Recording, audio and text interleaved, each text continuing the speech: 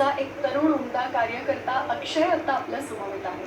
अक्षय, ओम गंग गणपतये नमः. गिरगावचा महाराजा, मूर्तीची भव्यता आहे, काय अप्रतिम मूर्ती आहे. काय सांगशील मूर्तीचे वैशिष्ट्य? नक्कीच. ही मूर्ती पूर्ण शाडू मातीची मूर्ती आहे. असं बघायला गेलं तर महाराष्ट्राच्या सार्वजनिक इतिहासात ही सगळ्यात वजनदार मूर्ती आहे. किती वजन आहे? जवळ-जवळ 7,000 किलो या मूर्तीचं वजन आहे. आणि आमचं अखिल कुपवाड सार्वजनिक श्री गणेशोत्सव मंडळ ह्याचं एक वैशिष्ट्य हे आहे की आम्ही 1980 सालापासून भव्यता मोठी मूर्ती करायला चालू केली.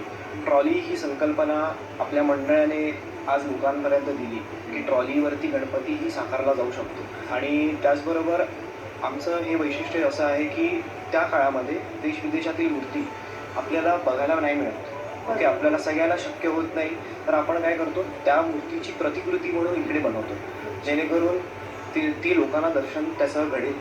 जसं की एक न्यू जर्सीची आपण एक मूर्ती साकारली होती. परत गेल्या वर्षी आपण माउंट ब्रोमो याच्यावरती एक गणपती आहे, त्याची प्रतिकृती साकारली होती. पूर्ण शाडू मातीची मूर्ती आहे ती. सूत्रांकडून एक विशेष माहिती देखील अशी मिळाली की चिन्मय मांडलेकरांचं देखील हो. चिन्मय मांडलेकर आपले वाडी रहिवासी आहेत आणि आले होते ते आपल्या एका सोहळ्यामध्ये आले होते आणि ते दरवर्षी व्हिजिट करतातच आणि इकडे बाजूलाच राहतात. अरे वा. तर त्यामुळे म्हणजे कलाकार म्हणून आनंद कार्यकर म्हणून ते पण अजून राहतात आपल्या इकडे. खूप छान वाटलं तुझ्याबरोबर बोलून, गिरगावच्या महाराजाचं दर्शन घेऊन. आणि अनंत चतुर्दशीचा आजचा दिवस आहे, त्यामुळे गणपती बाप्पा आपल्या घरी जाणार आहे. नक्कीच. पुढल्या वर्षीची आता वाट पाहावी लागेल. पण आता वाईट वाटतं थोडंसं. गणपती बाप्पा मोरया. पुढच्या वर्षी लवकर या. गिरगावच्या महाराजाचा विजय असो. गजर कीर्तनाचा सोहळा, आनंदाचा स्पेशल पार्टनर सायकल प्युअर अगरबत्ती.